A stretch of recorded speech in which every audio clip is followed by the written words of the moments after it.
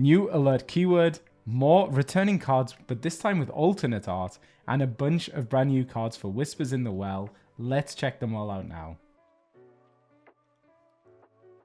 What's up, Illumineers? It's Mateus, and look who is back. So Charlie's here. I have returned.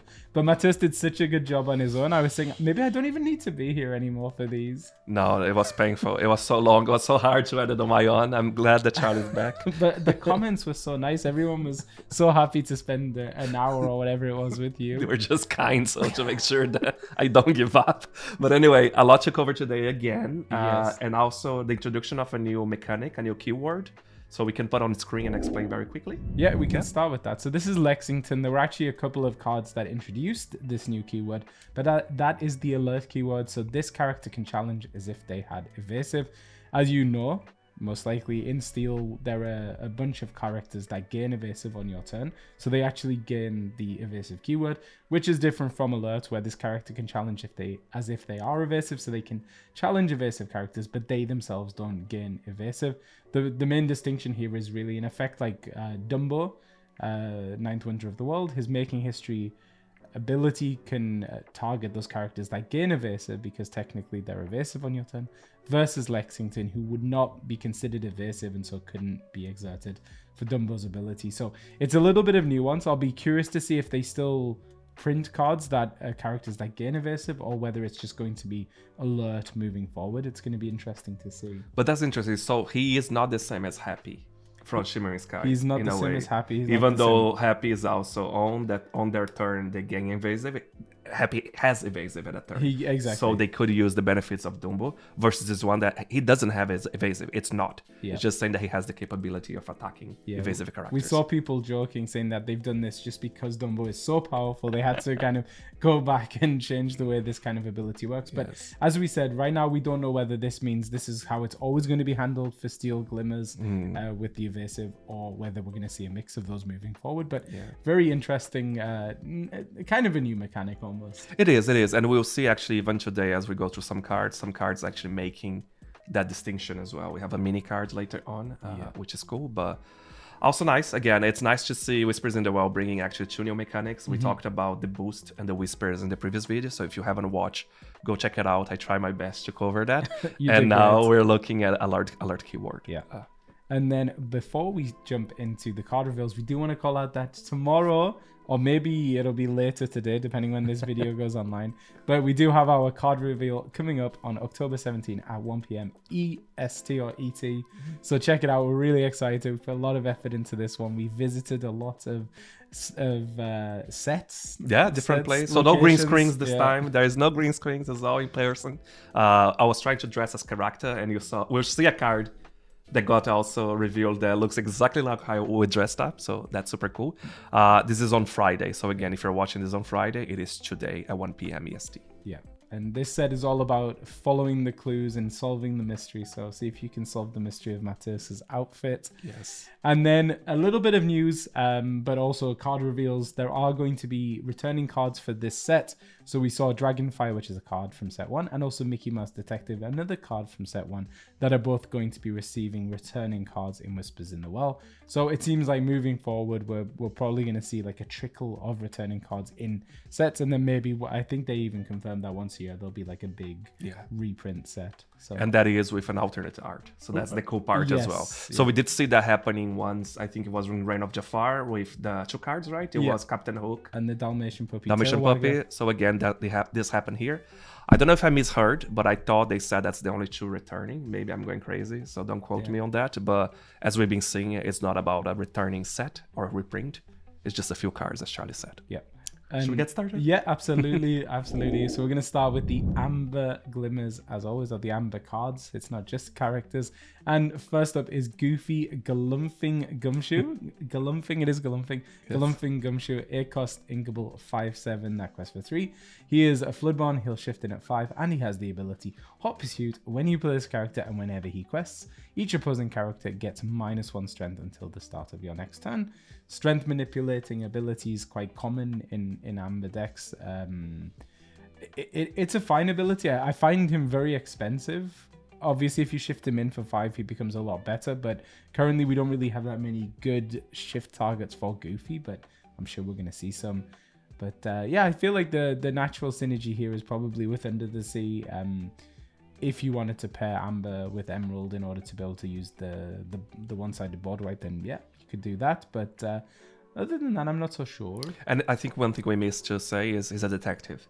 So with this set having so many detective synergy, maybe there are ways to bring him even earlier. Yeah, that is true. Reducing the cost depending on the card that we're going to analyze. So very, very important, because I think this set is all about that as well. Yeah. And I love this card. The Goofy looks so cute. It is cool, yeah. And the fact he's an 8 cost, so if you could shift him on 5, that's counted as playing him. All of the characters get -1, and now it can potentially put more in the range of Under the Sea. So definitely seems to be like the combo you'd want to aim for, but he can also protect your characters, giving the -1, protecting them from being challenged. For sure. And yeah, super cool. Love to see Detective Goofy there. Next up, we have Baloo, Friend and Guardian, a 6-cost inkable, 3/8, questing for 2. He is a bodyguard, and he also has support. So love to see a new Baloo card. This is actually really cool, right? Getting that additional benefit of the support. Yes, as you are entering as a bodyguard in that sense. And a 3/8, like we know that is like a difficult stat line for a lot of decks to deal with now. Yeah, steel removal, is less efficient. We don't have the Ruby targeted removal. I mean, we're getting Dragonfire back, we have Dragonfire, so maybe he's a target for Dragonfire, but otherwise he could just stick around. I just think the shame about him is obviously you'd want to use him in probably like an aggro deck, and he's just a little bit too expensive. I mean, maybe if he was a 5-cost and he was a 3/7 questing for 1, it could be maybe better. But yeah, I mean, I love the look of the card. Like it's incredible, the lighting and everything.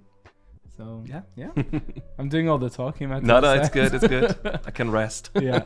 So next up, we have Scrooge McDuck, Cavern Prospector, a 6-cost inkable, 4/7, questing for 2. He is a Floodborn, so he'll shift in for 4 ink and has the ability Speculation. Whenever you play a character or location with boost, you may put the top card of your deck face down under them. So payoff for the boost mechanic. This was revealed by Earlmeister, and he did point out that this card is kind of like almost an engine for the boost decks. So kind of once you've set your Scrooge up on board, assuming your opponent isn't able to get him off, then now every time you play those boost characters, those whispers, then they're going to be immediately getting the boost ability, which is going to be really good. Like if the player wants to. If the player wants to, yeah. And especially with some of the characters that have like a very high boost cost, like the Simba, then being able to put a card into him for free and then being able to trigger that ability could be super powerful. Yeah, and there's again the reference to location with boost. We haven't seen any yet, but there is clearly a speculation that they'll come if the effect is listed here. So I'm looking forward to see what does that mean. Yeah. And right now, like stat wise, I think decent enough stats on Scrooge. It's just again like we said with Goofy, we're missing those shift targets for them. So hopefully we're going to see those coming up soon. That's true. Well, I know that's Scrooge. I was about to say Donald. Donald, no, that is a Scrooge. Yeah, that's true. And that's the outfit I was wearing. Very similar to this outfit. What could it be?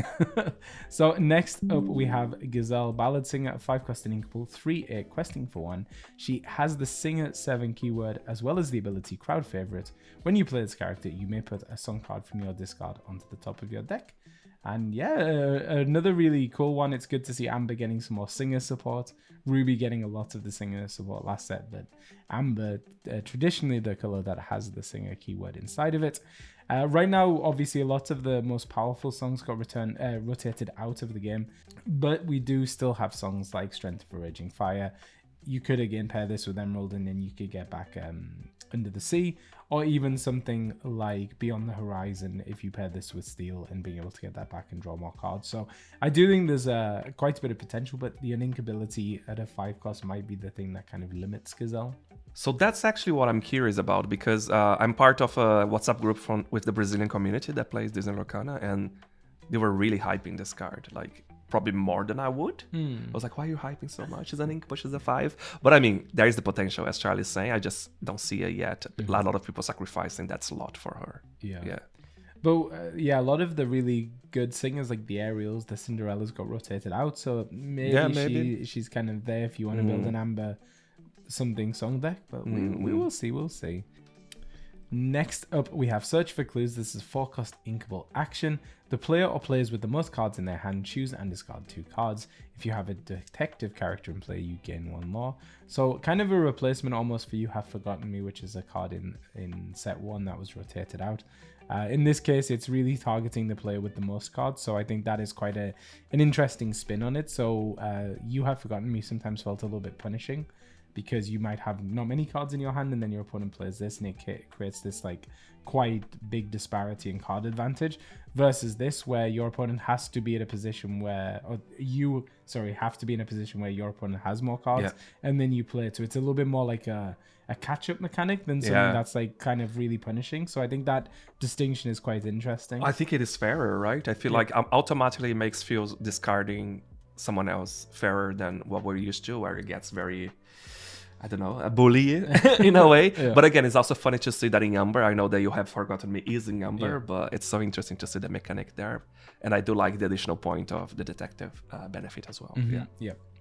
And then next up we have Della's Moon Lullaby, a 2-cost inkable song. Chosen opposing character gets -2 strength until the start of your next turn. Draw a card. And I actually think this one is quite a nice ability, really. At worst, you're paying 2 to draw a card, which is, pretty good.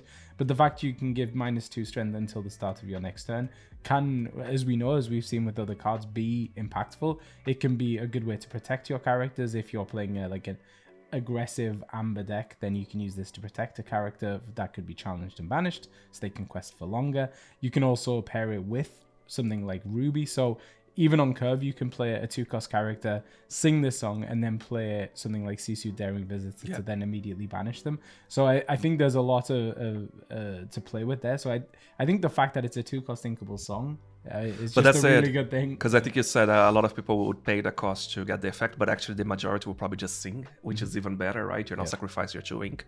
I think if it was just an action, it would be more problematic. But because it's also a song, I actually quite like this card. Yeah, and the art, incredible. I know everyone is really, really excited about having more DuckTales characters. Yeah, it's nice to see more from Della, and it's a card art from Beatrice Blue, who has done some of the most beautiful cards, and Otto Paredes as well. But yeah, I love the enchanted cards. I think Beatrice Blue was the one that did And next up, continuing the DuckTales reveals, this is Miss Beakley, former Shush agent, 4-cost inkable, 2/6 questing for 1 bodyguard.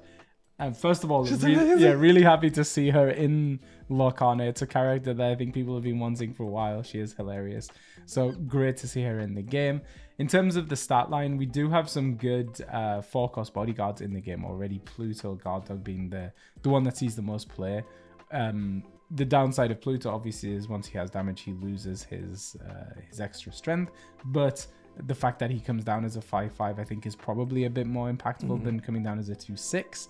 There's also Minnie Mouse, who's a 0/8 in Ruby Amber, who gets stronger the more damage she has on her. So I feel like maybe those are going to be options you'd pick depending on the ink pairing. But, if you're not pairing with Ruby or Steel, then maybe Miss Beakley is going to be a card that you would play. Yeah, but that's it, right? It's like all the other examples was conditional to Steel and Ruby. Yeah. So you have a version of that. Obviously, that's not the first bodyguard. Amber is known for a lot of bodyguards, but I do like this one as well. Yeah. And great art. Again, it's so cool. It's just, amazing. And then the last Amber card we're going to look at is Munchings and Crunchings, a 2-cost inkable item. Has 2 abilities. The first one is What a Juicy Apple. Exert, remove up to 2 damage from chosen character. And come on now, you pay 1 less to play characters named Gurgi. So we've only seen, I think, so far 1 Gurgi card. Yes, only 1. So on Amber as well. On Amber, so we're going to expect to see more in this set and in future sets. So obviously it gets better and better the more Gurgis that we see. Does it suggest that we're going to see some like Gurgi tribal decks maybe? Which would be really Floodborn Gurgi. Yeah, which would be really hilarious. He's such a fun character. We recently watched the Black Cauldron for the first time, and it was okay. Like it wasn't a film either of us watched in the past, so we don't have the nostalgia that a lot of people have attached to it. But for me, one of the highlights was Gurgi, like just as the comic relief and the funny voice, which is new to us, right? Because we don't like comic relief characters really in most of Disney movies, right? Like I'm sorry for that, but I cannot stand Olaf. For example, I can't stand Olaf. But I think with Gurgi actually works. It's not too forced, I think. Yeah. And the finale is amazing. Yeah, Gurgi's finale. There's a nice arc. Incredible arc. Yeah. So it's great to see Gurgi getting his moment to shine. And of course, the apple is a big deal. So that's really cute as well. But okay, back to the card itself. I just, again, why more damage removal? Why? Yeah, I mean, I feel like there's so many of those already. It is cheap as a 2-cost. It is inkable, so I guess. but I think it's more you probably build your deck with a lot of Gurgis. It's making your Gurgis cheaper, and then as an kind of added benefit, you get to exert and remove some damage. And maybe you're gonna, like I said, if we have a Flitborn Gurgi that is quite buffed, like on a willpower, right? He will be remaining there. You'll be playing for cheaper, and he will be removing the damage. So maybe we'll see. Yeah, what we really need is a 1-cost Gurgi, so you can just play him for free. That is true, like the Dalmatians. Yeah, that's true. So that's it for Amber. So we're gonna fill in the card tracker. I feel like I'm a bit rusty, having not done the last one. How am I doing? You're doing great. Yeah. You can say willpower and strength very fast. I was always struggling to remember the name of the words. It's taken a few sets to get into the rhythm. Yes. And then with that, we can jump over to Amethyst. Let's do this. And then in Amethyst, we're going to start off with this Can't Hold It Back Anymore, a 4-cost uninkable song. Exert chosen opposing character, move all damage counters from all other characters to that character. Revealed. Was it? You can carry on. My goodness. I was shocked. It was my reaction of shock. I thought you were yawning. I was yawning. So revealed by our friends over at Lorcana Goon. So check it out. It's a really good reveal. And good card, right? It's an interesting card. Yeah. So one of the things to clarify, because I did see it get asked in our Discord, when it says move all damage counters from all other characters, that does include you and all opponents as well. So that's one of the interesting things with this, is that it requires a little bit of setup on your side to put damage on your characters, but you also are going to have to be aware that you're going to be removing damage counters from opposing characters as well in that situation. So that's something to think about. But I don't know about this. It's potentially removal that you can sing. That just requires a bit of setup. I think the fact it's uninkable is maybe going to hold it back a little bit. Because, for me, it's the setup. You need characters on board, and you need enough damage on them to be able to banish something. Versus and a target that is worth it, right, as well, at that point. Yeah. Because, again, you are so required to get the quantity right to then make it successful. But again, if it is coming from you, the damage is most of the time beneficial anyway. You could just use this card to clean the damage. Exactly. Right? You still have to have a target, though. Yeah. Yes. Right? Can we... Right? You cannot move damage if there is no target, I'm guessing? Normally it's do as much as you can, so I think even if you can't do the I don't know, because yeah. I think that's the condition, right? Yeah. Sorry, the cost, is it not having a character? No, normally cost is written in a very specific way, but if you can't move damage counter if you didn't exert a character. Yeah, it's something I'm sure is going to be clarified by the people who know the rules, but I would assume you don't need. I would assume you need a target, but I don't know. So we actually just had a quick check on the Facebook group, which is the source of all knowledge, and no one's talking about whether you need to have a target. A target or not, but we don't know. By the time the set is out, I'm sure answers will be there. Yeah, I'm a big fan of the card just because of how creative it is. Yeah. It's just different, right? I do like how different it is. And it's beautiful as well. Yeah, and let us know down in the comments how it works. Exactly. Next up is Demona, Betrayer of the Clan, a 4-cost inkable 4/6, questing for 1. She has Challenger 2, and like all of the other Gargoyle characters, she has Stone by Day. Not all of them. Who doesn't have it? Maybe they all do, but they did say in the lorcast not all of them have to have. Okay, the designer said all of the ones we've seen so far. Yes, okay, there you go. Ability Stone by Day. If you have 3 or more cards in your hand, this character can't ready. And great stat line. I think it's interesting that we had the illusions in Amethyst and Steel, and they're like completely overstatted with the downside. And then Amethyst Steel get the same kind of overstatted characters with the downside. But I know you talked about it in the previous video, but I think it's a really interesting thing where you're kind of trading off the card advantage in order to be able to ready these characters. But I just realized another thing, and again, I might just be mistaken and forgetting, but we have the other card, right? Elisa, the detective, and she, or I don't know, cop, police, and she has that ability that is 5 or more. if a character has 5 or more strength, Mm-hmm. something happens. And then that was the point of saying as well in the lore cast, where I think they said all gargoyles have purposefully 5 strength or more. So he works with her, Yeah. but their mana doesn't. She gets She it. has challenge, but No, but challenge but doesn't count, it right? doesn't count the strength. It's only while challenging. Yeah. So Unless I could be mistaken, or maybe they just meant to say the majority of the gargoyles had that stats to fit with Elisa, right? yeah, potentially. Yeah. But super powerful, right? Yeah, like the stat line on this is great. There's like a very clear like kind of power creep almost of the stats of these characters. And I think Damona is a good example of that, of course, with the downside, which I think you can get around, especially with some of the cards we're going to be seeing later on. Another card that has pretty good stats is Lena Saberwing, a mysterious duck, 4 cost inkable, 3/3 questing for 2, with the ability Arcane Connection. When you play this character, if you have a character or location in play with a card under them, gain 1 more. Really interesting one, similar stat line to the White Rose. Lena's 1 more expensive, but she quests for 2. What I find really interesting about this is it's not just Whispers. So Whispers are one type of card that could have cards under them because of the boost, but it's also going to count Floodborn characters. It's going to who've shifted. It's going to count things like the brave little prince Mickey Mouse. No, I suppose he's Floodborn, right? That's how he is a Floodborn. Yeah, so there are going to be plenty of opportunities really to be able to trigger the gain 1 more, and then once you've got her down, she's then questing for 2. So I could definitely see her finding a place in probably an Amethyst Steel deck where you just want more of that kind of uninteractive login. It's funny, it's a little bit random, but when they were saying locations with boost or whatever, and they're saying card under the location, I start wondering, when we have a location, you put a character location, are we technically going under the location? Because I was like thinking, is that what they meant by that? Because we haven't seen any location with boost, but obviously it's just a terminology. But yeah, I love seeing Lena. I remember when I tried using her, because there was an evasive version of her, right? A rush version? A rush version of her. And I thought it could be very good for the deck I had at that time. And it did work, actually, for the aggro, the hyper aggro.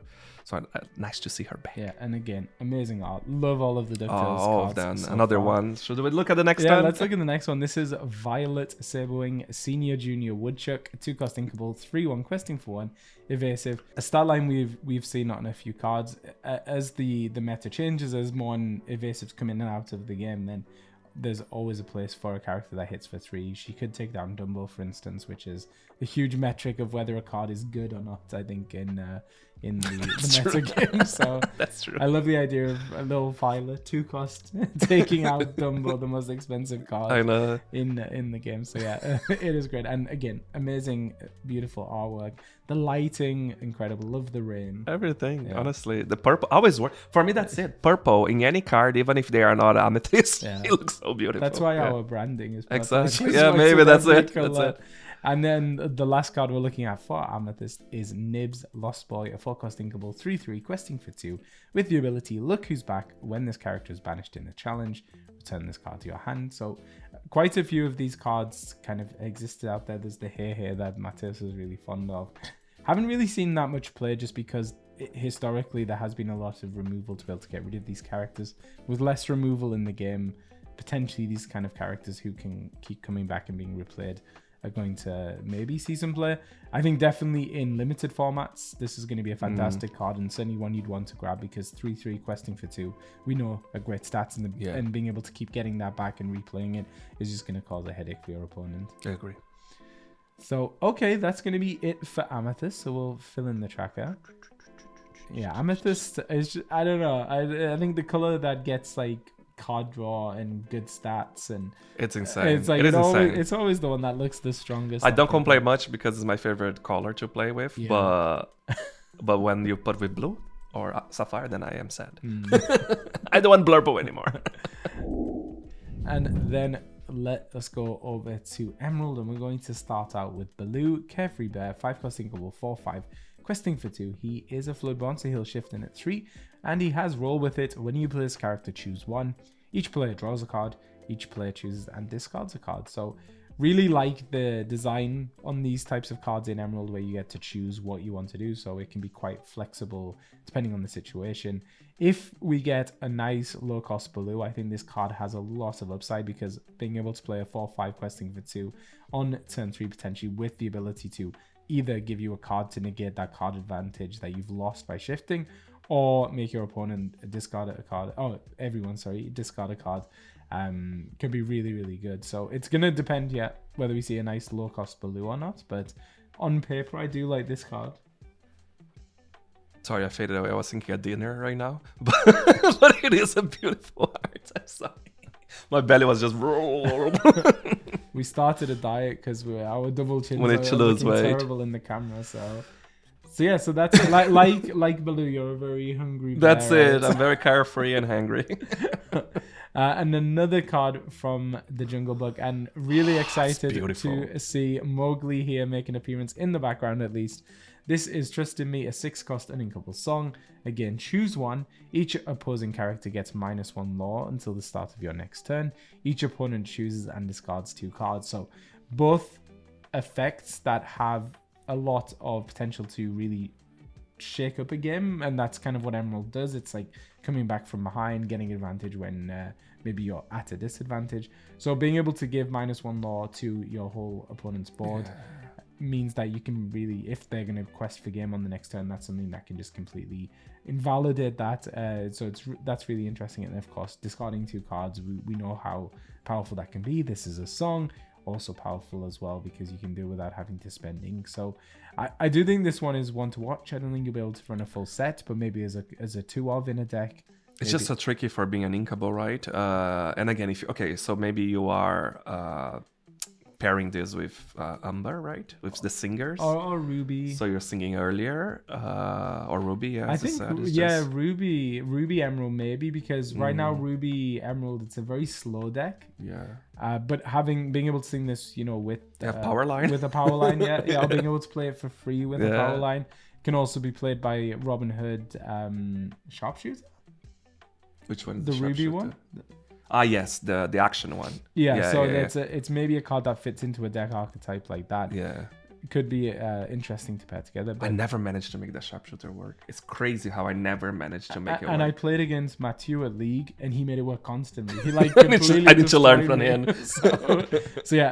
Really beautiful card. And they have said in the past that Mowgli is not banned from lorcana. They can include Mowgli at some point. They just haven't found the right card for him. But at least here he is in the background, because I know people are very fond of him as a character.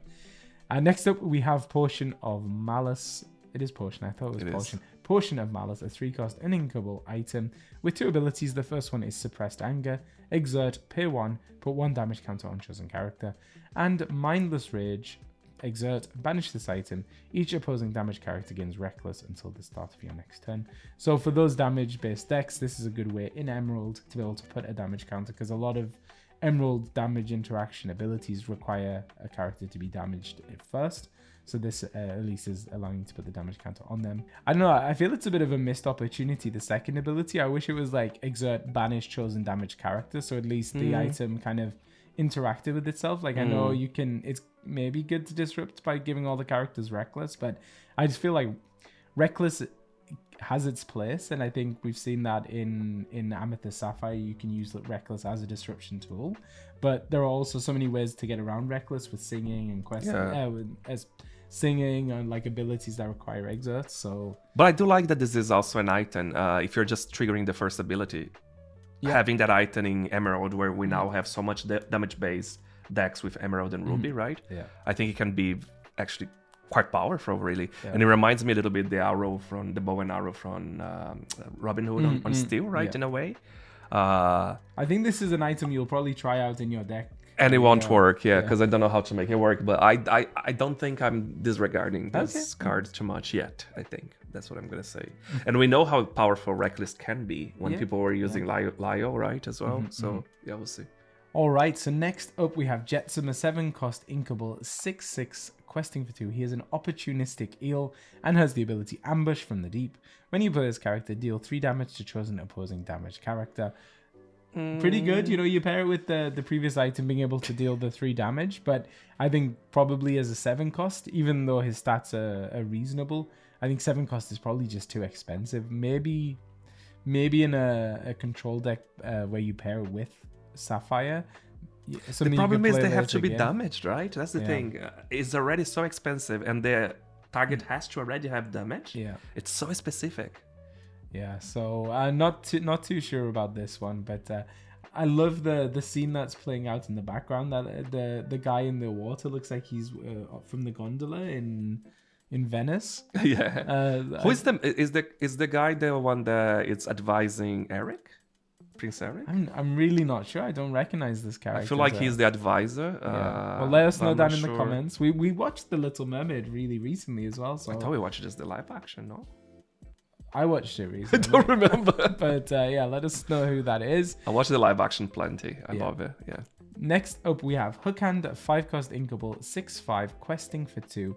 Vanilla card, and I mentioned it a little bit earlier. It's a topic of conversation online, but just the slight power creep we're seeing in characters, in vanilla characters. So Winnie the Pooh, Honey Wizard, 5/5 questing for 2 vanilla in the previous set, and now we're getting Hookhand, the 6/5 questing for 2. So it does seem like stats are getting slightly rebalanced. Yes. Not too much, it's not too aggressive, but yeah, good to see. I think the numbers going up. Do you think he's gonna get it enchanted as well? I would love just like some random character. An iconic. Yeah. Next up, we have Bellwether Master Manipulator, 4-cost inkable, 3/3 questing for 2, with the ability Vendetta. When this character is challenged and banished, put 1 damage counter on each opposing character. That's cool. And I do think this is a card that would go in your deck. Yeah. Personally, because when you say my deck, you mean my deck or people's deck? well, Mateus has a Ruby Emerald damage deck. Okay. Yeah. Sorry, and I just every time I see something that interacts with damage, like, synergy. Yeah. Whether it would go in just kind of your run-of-the-mill Emerald deck, I'm not so sure, but 3/3 questing for 2, not bad. I just think right now there are characters who can do this same stats for cheaper, but of course Bellwether does have the advantage of putting the damage counter on all of the opposing characters. I agree. Then give them all reckless and Plus it's Bellwether. I love anything from Zootopia. Yeah.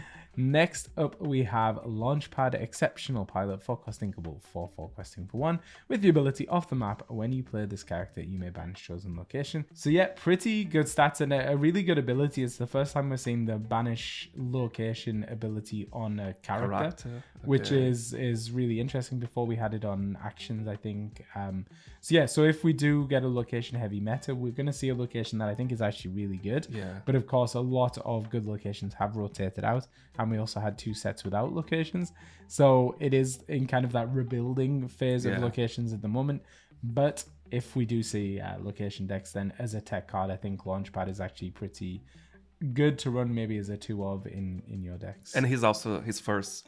This is the first Launchpad card as well, right? We did see one coming for Whispers for Winterspell. Yeah.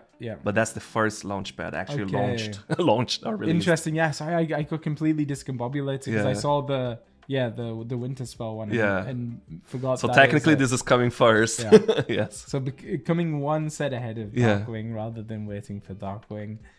Next up, we have So Be It. This is a 2-cost inkable action. Each of your characters gets +1 this turn, and you may banish chosen items. +1 is strange for whoever is listening as through whilst they drive. That's apparently a common use case for people listening to us in the car. So each of your characters gets +1 strain this turn. You may banish chosen item. Yeah. So actually, kind of a nice one. Being able to banish chosen item is good if the metagame has a lot of items, or there are decks that run really impactful items like the Emerald Chromacon that we've seen. But also being able to give your characters +1 strength means you can challenge characters down. You can make better trades than you would be able to regularly. But it also interacts with cards in Emerald like Lady Decisive Dog. It's another way to give her +1 strength in addition to other effects that give her strength to make her quest for more. So yeah, I do like this one. I think it's more relevant if we do have like good items in the metagame, but even so, I think still could see play. Next up, we have Inscrutable Map. This is a 3-cost inkable item with the ability Backtrack, Exert, pay 1. Chosen opposing character gets -1 law until the start of your next turn. So we saw the action that gives a similar effect to all characters. This is an item that you can use turn after turn after turn. We'll have to see. I don't know if the tempo loss of playing a 3-cost item is going to make up for the ability to then give -1 law, even if it is over multiple turns and the fact you've got to keep paying for it. But potentially in a control deck, like again in an Emerald Sapphire deck where you kind of need to slow your opponent down, maybe you would play this, but currently not so sure. And then the last card we're going to look at today for Emerald is Webby Vanderquack, Mystery Enthusiast, 1-cost inkable 1/2, questing for 1 with the ability Contagious Energy. When you play this character, chosen character gets +1 strength this turn.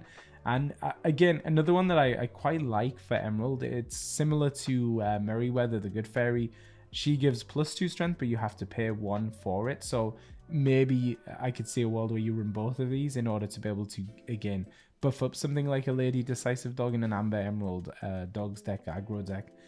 There is that potential, but you can also use her as a way to take out an opposing character. And I think as a cheap 1-cost character who can do something like that is usually pretty good.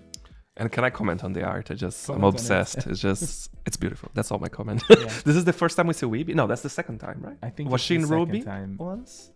I feel like there's a Weeby. If there is, we'll show on screen right now. Sorry, extra editing for you, Charlie. She's on the screen if there's another Weeby. But yeah, beautiful. Again, the lighting is fantastic. Yeah. They're all so cute. I just love ducks. I love ducks.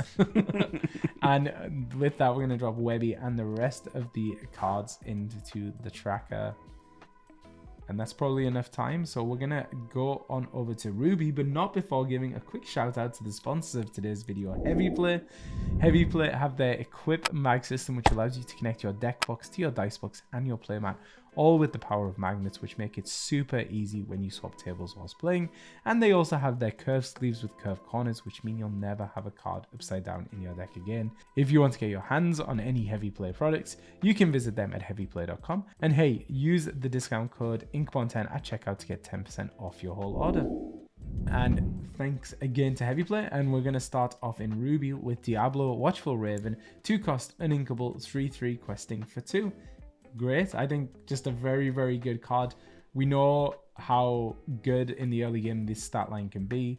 It was the same stat line as Mr. Smee, who sadly has rotated out of the game. But here we go with Diablo. He is uninkable, which is the downside, but maybe we're going to see kind of like a more aggressive leaning Ruby deck. We saw Amber Ruby aggro. It kind of surprised some people at the World Championship. So maybe we could see something like that coming ahead. I think this card is insane. I think he's really good. This is actually really good.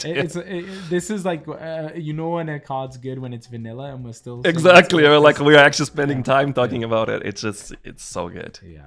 And also a big shout to Julia. I think this is actually her introduction to this lorcana. Oh, it's her if I'm not mistaken. I think that's her first card, and it's beautiful. Well, you and Livio, of course, you both work on the card together, but fantastic work. It's beautiful. And then another really good card for Ruby, we have next up Olympus. This is a 2-cost inkable action. If you have a character with 5 strength or more in play, you pay 2 less to play this action, so basically free. And ready chosen character, they can't quest for the rest of this turn. The next time they challenge another character this turn, gain 1 more. And a lot of people, I can't take credit for this combo, but a lot of people pointed out online that if you combine this with Maui Half Shark, who when he challenges a character can return an action card from the discard, then you can play this for free again. Ready him, gain 2 lore because you played an action and gain the lore from this action, and then challenge another character. And if your opponent is too scared to exert their character, then you can use the best song from the previous set, One Last Hope, which will allow him to challenge ready characters and give him resist. So you can kind of almost machine gun down your opponent's board with Maui if you're able to set up this combo. Of course, it is a 3-card combo. It will require a little bit of work, but if you're able to do it, I think could basically win you the game if your opponent has enough characters in play. And if at worst, it can also help you just kind of deal with their side of the board. So I do think this one is pretty good. It is really cool. The art is super cool as well. I do have a question. Go on. Because I'm having a hard time. The first part of the ability of the card or the effect of the card, why is it relevant to say you pay 2 less? Couldn't you just say, if you have a character with 5 or more in play, you pay this card for free? I don't Why know. are they overcomplicating? Am I missing something I don't know here? if it is. I think there's Gantu right in Steel who taxes actions. So it's like all actions cost 2 more to play. Oh, okay. So, fair enough. So That's this, it. That's it. This kind of prevents. So there are ways to manipulate the cost of something. Yeah, I think okay. he currently is the only tax that's like the I only did not ability remember. that... Which Gantu is that? The one from Steel. I can't remember his. From which set? Sorry, I mean long ago or 6 or something. I'll show him on screen. Is it the legendary one? No. Okay. I'll show him on screen for everyone's benefit, but not Matthias. I don't know which one. Tell me on the comments which gun two was it. You watch the video and we'll see. And then the last card we have in Ruby today is Mother Gothel, Cunning Conspirator, a 1-cost Inkable, 2/1, questing for 1, with the ability someone has to make use of it. If a character was banished this turn, this character gains +2 strength, which would make her a 4/1, which is pretty good for a 1-cost character. It does require a challenge to be made, but you know, Ruby is generally a color that wants to be challenging, so potentially pairing this in like a Ruby Steel deck could be pretty good. Yeah. It's interesting because then it's pretty much a one-off usage, right? Because if you then use her to challenge, she's gone because she has one, unless you're challenging something that doesn't attack. But. One thing, obviously this is a translation, so the text may not be fully correct, but one thing I did just notice is it's if a character was banished this turn, this character gains +2 strength, so it's constantly. But it means if you have her behind a bodyguard and the bodyguard gets banished and it's your bodyguard, then she gets the strength. It's not just if one of your opponent's characters was banished on your turn. Like the effect applies. Yeah. So I think that has like it's any character, right? It's not just the opponent. Yeah. So imagine your opponent has to banish one of your bodyguards, and then now to banish Gothel, she's gonna hit for 4 strength. It could be quite nice. That's true. Yeah. So she could have just been quested, and now she's powerful to take someone down. So so let's drop in all of the Ruby cards now. There isn't many, right? Not many, but actually some pretty strong ones. I think Ruby got the short end of the stick last set, so making up for a little bit this time. And then we're gonna go over to Sapphire. So okay, should we start with one of the coolest card for Sapphire the set? Yeah, definitely one of the most interesting cards, and it's nice to see Sapphire getting a card that doesn't make other like existing decks really strong, but also kind of potentially creates new archetypes. So let's talk about it. It's Cinderella, Dream Come True, 4-cost uninkable, 2/3 questing for 1, with the ability whatever you wish for. At the end of your turn, if you played a princess character this turn, you may put a card from your hand into your inkwell face down to draw a card. So a lot of stuff going on there. So the first thing to say is Cinderella is a princess, so the turn you play her, you're already going to trigger the ability once because it's at the end of your turn. That's when it triggers, and then it's just going to check if a princess character was played this turn, and they would have been because it's Cinderella. So it means that immediately you go from 4 ink if you play her on turn 4 to 5 ink.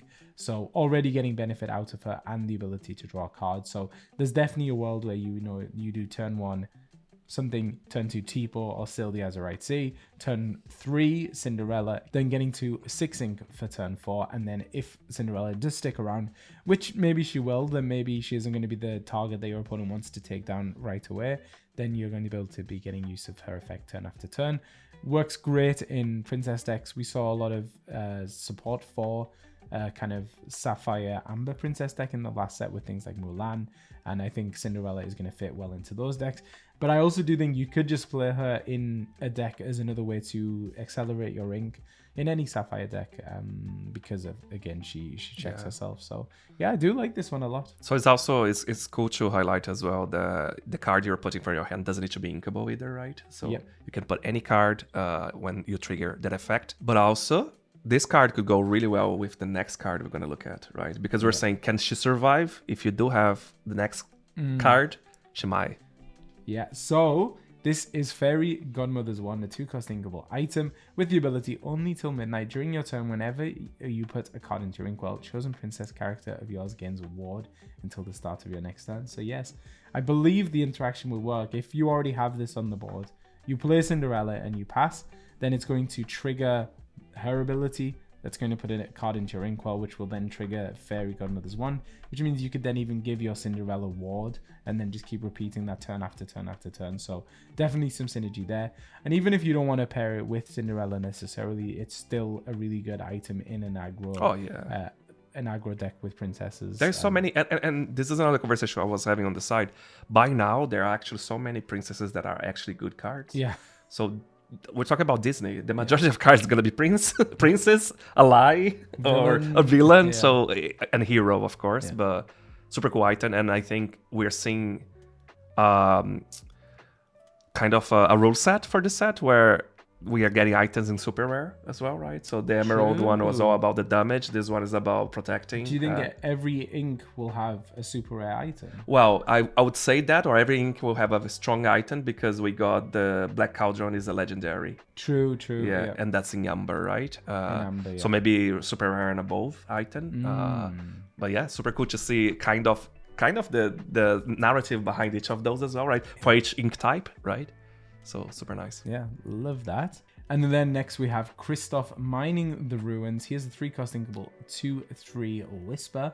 You can boost him for 1 ink, and he also has the ability a treasure that must be earned. Whenever this character quests, if there's a card under him, put the top card of your deck into your ink wall face down and exert it. So yeah, Sapphire did lose some. I know it still has a lot of ink acceleration tools, but it did lose some of those with the rotation. But here's another one that's getting it back. As a 2/3 questing for 2, really not bad. Of course, you can only really make use of this the turn after he's been played, and you're also having to sacrifice 1 in order to boost him unless you use something that's going to put a card under him already. But yeah, I do think this one's interesting. We'll have to see if it really can fit into that many decks. I'm not super sure. I think maybe between your sales, your T-pos, and what's already there, it's probably enough. You don't need that much more ink, but we shall see. But yeah, beautiful card. What is interesting, it is the potential disadvantage, right? Because again, if to boost, you are already putting a card that you don't know. There's a sacrifice. You don't know what's coming from the top of your deck. And then when you use its ability, you also get a card from the top of your deck. So you could be sacrificing really potential strong cards. Yeah. But I think it's quite a playful card, really. Yeah, just pair it with Merlin's Cottage. And then just keep checking. Everyone will know what's coming next. Yeah. Next up, we have Might Solve a Mystery. This is a 4-cost inkable song. Look at the top 4 cards of your deck. You may reveal up to 1 character card and up to 1 item card and put them into your hand. Put the rest on the bottom of your deck in any order. Interesting one. Items have fallen a little bit out of the meta just because a lot of the more powerful items did get removed. But if we do see maybe an item deck coming back, and I think there are a few good items coming this set, and hopefully in future sets, this card might be better. Otherwise, you're really paying 4 to draw a character, which I don't think is that powerful when we've got things like Vision of the Future and Develop Your Brain. Of course, this is a song, but I don't know. I think there are probably better things you would want to be doing on your turn. But again, if we see items, I think definitely a place for this. I don't play Sapphire, so I don't know. I have no comments. Yeah, but again, I'm going to say it every single time. Love the DuckTales cards. They just look amazing. Beautiful. And then the final card we have for us today in Sapphire is Scuttle, a 5-cost inkable, a 5/5 questing for 2 with Ward. Again, another kind of power creep on some of the earlier cards. Very good stats. Ward is really good as a way to kind of prevent your opponent being able to just remove him. They're going to have to challenge into him. And as a 5 strength, 5 willpower, it's in most cases going to require 2 characters at least. So yeah, a good one I think that could potentially see some play. And definitely good in limited formats, as we always like to say. So let's update the tracker for Sapphire. Doing some interesting things. I know Matthias is a Sapphire hater, but I'm not a hater. You're a hater. I just don't like the design of the cards. And then we're gonna go over to Steel. And first up in Steel is Goliath, Clan Leader, a 6-cost inkable, 6/5 questing for 2 with 2 abilities. The first one is Dusk to Dawn. At the end of each player's turn, if they have more than 2 cards in their hand, they choose and discard cards until they have 2. If they have fewer than 2 cards in their hand, they draw until they have 2. And Stone by Day, if you have 3 or more cards in your hand, this character can't ready. So now explain. Let's go slowly. It's so much information. Dusk to Dawn. Yeah. So at the end of each player's turn, each player, including yourself, if they have more than 2 cards in their hand, they choose and discard cards until they have 2. Okay, so I'm going to have to reduce my number of cards if I have more. If you have and the opponent as well. And if they have fewer than 2 cards in their hand, they'll draw until they have 2. Okay, it's very simple, actually. It is quite simple. And it's really a card that it facilitates a lot of the other gargoyle cards because it's going to be the card that helps you. It's cleaning, Yeah, it helps you keep your hand size below that 3 in order to ready all of your characters that are gargoyles. I think it's quite an interesting design space because it means that you and your opponent are going to be just kind of constantly on equal footing. If you're playing against an Amethyst deck who's just drawing a load of cards, then this is going to force them to discard it. Equally, if you're playing an aggro deck that is running out of cards, then this card is going to let them kind of keep refilling their hand. What is cool, is it regulates, and it's a way for you to be able to play around the Stun by Day ability without being punished by your opponent having too many cards. So you're putting yourself and your opponent in the same position, and now you can make use of the Stun by Day. So I'm definitely excited with this one. It's painful though, right? To run a game like this. Yeah.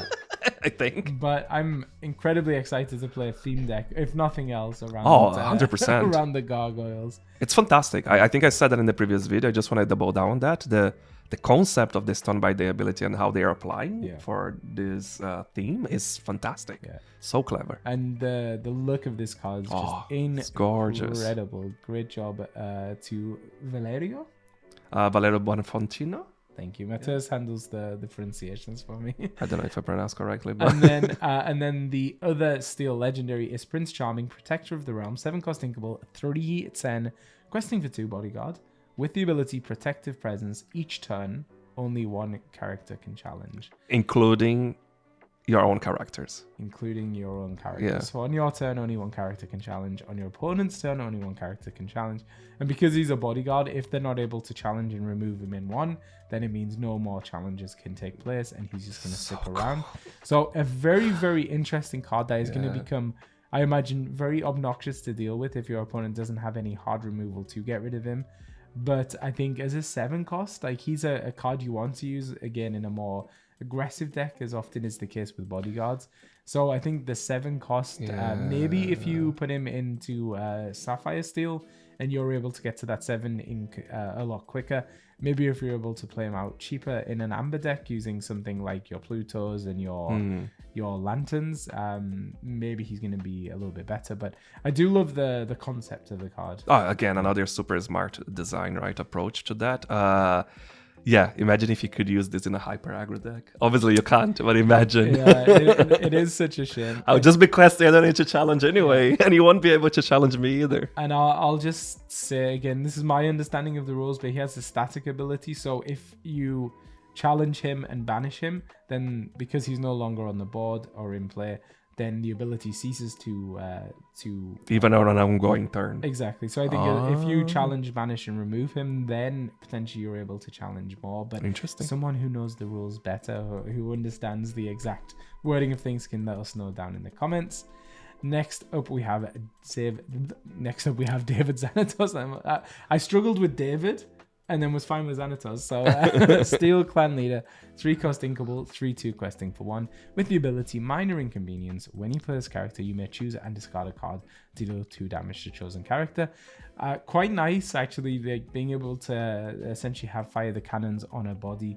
You do have to discard a card, so it is, negative card advantage. But, a lot of Steel decks maybe running things like Dock, where you don't want to have multiple copies in your hand, so you could get rid of the Dock. It could also be used in a deck where you want to put things into your discard and then bring them back, so it could pair well with Amber and things like the Circle of Life. So, you could pretty much discard Fire the Canyons and play it without the cost of 1 in the next turn. Yeah, as well. So, you're just using already beforehand, and you're not paying the 1 cost. So I do think there's a lot of options, and a 3/2 is reasonable stats as well. So an interesting one. Next up, we have the Robot Queen, which is I love. Anyone who's watched the channel knows how much I love Basil the Great Mouse Detective, and the Robot Queen is just one of my favorite parts of the film. It's so ridiculous, so amazing, and we finally get her in the game, and she has a 1-cost inkable item with the ability Major Malfunction. Whenever you play a character, you may pay 1 ink and banish this item to deal 2 damage to a chosen character. So another one is similar to the Fire the Cannons kind of idea.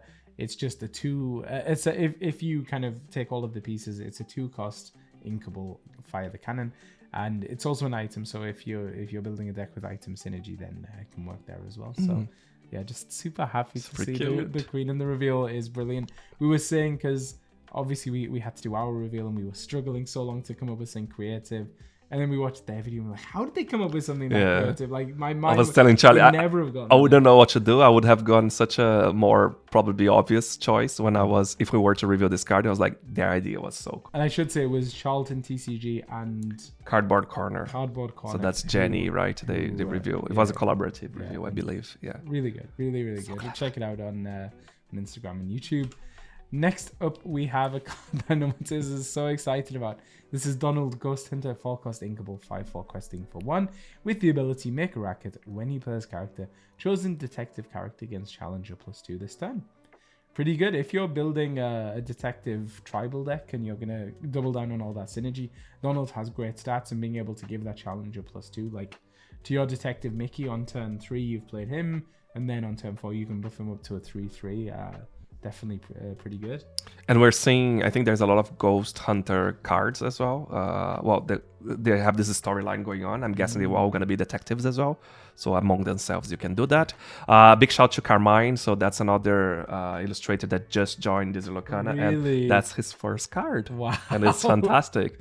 We were chatting earlier today, so good job. And I just saw he did Mickey. Look. That's like a full hidden full hidden Mickey, yeah. And I was gonna say this is combining your two loves, which is detective and hidden Mickey, Ghost and Donald Duck. But okay, so I see another character's hand. Yeah. Do you think it's gonna be continuous art?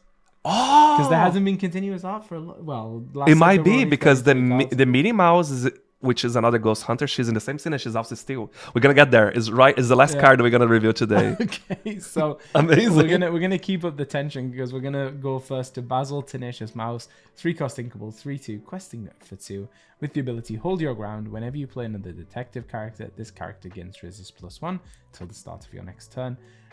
And actually, you could play on curve Basil on turn 3, Donald on turn 4. Give him not only resist +1 but challenger +2, and then challenge something and take it out. Otherwise, it's just a way to protect him. And I've got to say, I love the detective synergy and this card. Like, one of Mateus's favorite characters, now one of my favorite characters. It's just incredible, from Federico, who normally does the ducks, right? He does all the ducks. Again, I follow his account so close because of myself being massive fans of the ducks. And we also have someone that follows our channel a lot that loves Basil, right? So they're gonna be very excited with this. It's beautiful. Basil. And I love his outfit. Love the watches, the shield. And I think he has the spear, has the lore symbol, right? One of the parts is the lore, the shape of it. Okay. Amazing. So beautiful. And then next we have Hudson, which is, funnily enough, the name of the town we live in. Determined Reader, a 2-cost inkable, 2/4 questing for 1. He has the ability of Finding Answers. When you play this character, you may draw a card, then choose and discard a card. So deck filtering, which is always good. As well as Stone by Day. If you have 3 or more cards in your hand, this character can't ready. So I think this is quite a good one. Again, good stats.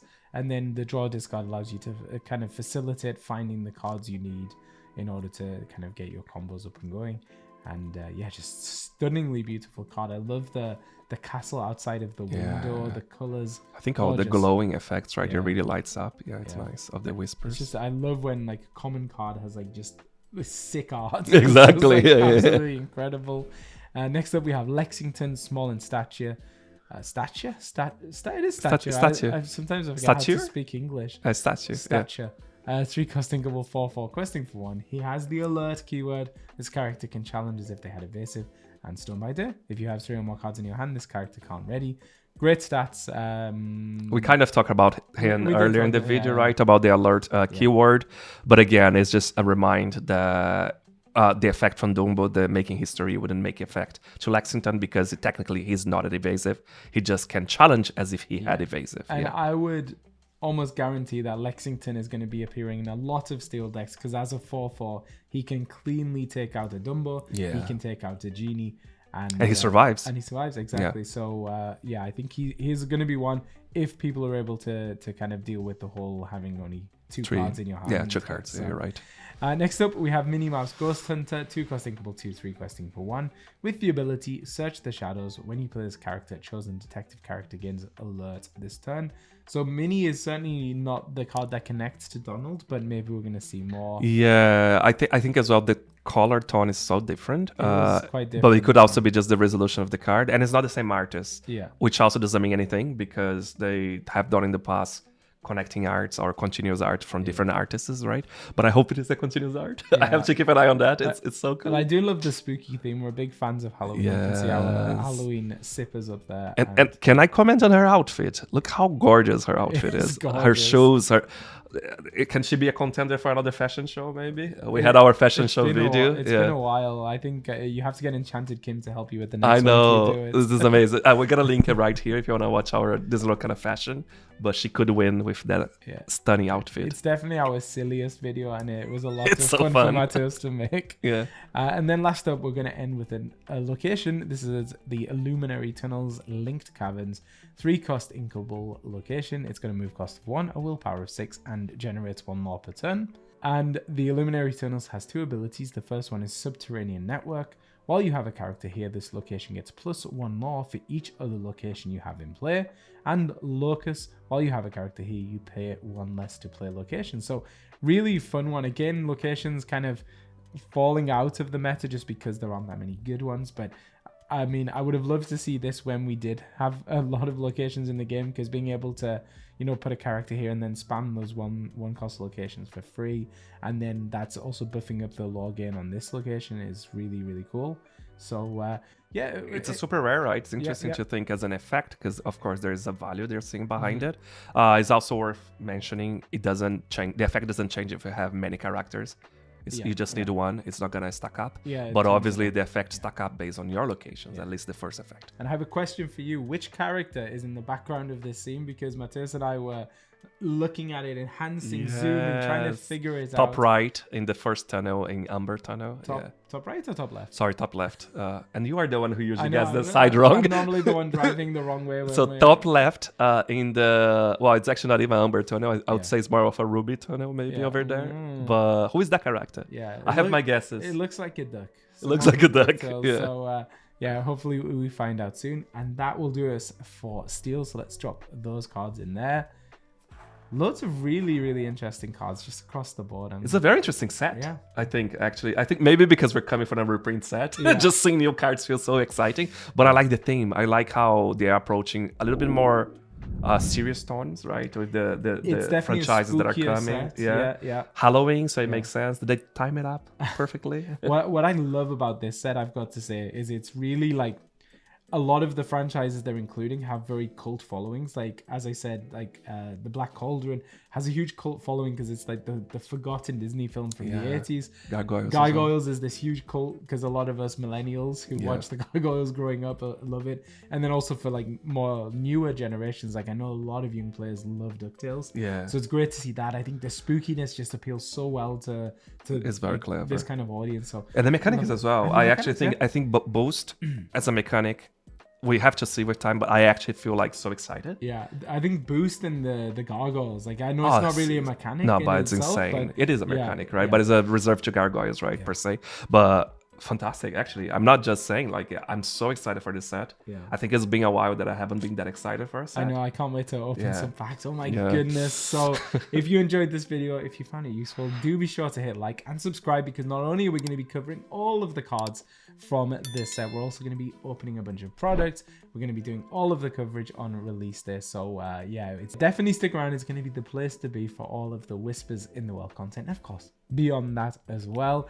A huge shout out again to the sponsors of this video, Heavy Play. Remember, if you want to get your hands on any Heavy Play products, you can visit them at heavyplay.com and use the discount code Inkborn10 to get 10% off the whole order.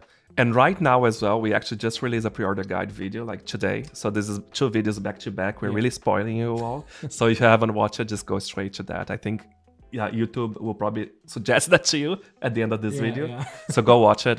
We put a lot of information there if you're curious about what are the product lineup for Whispers in the Well. Yeah, and the last final shout out we want to do is, of course, to our YouTube members who really, really do help support us here at the channel. If you're curious about becoming a YouTube member, you can hit join down below and find out all of the perks.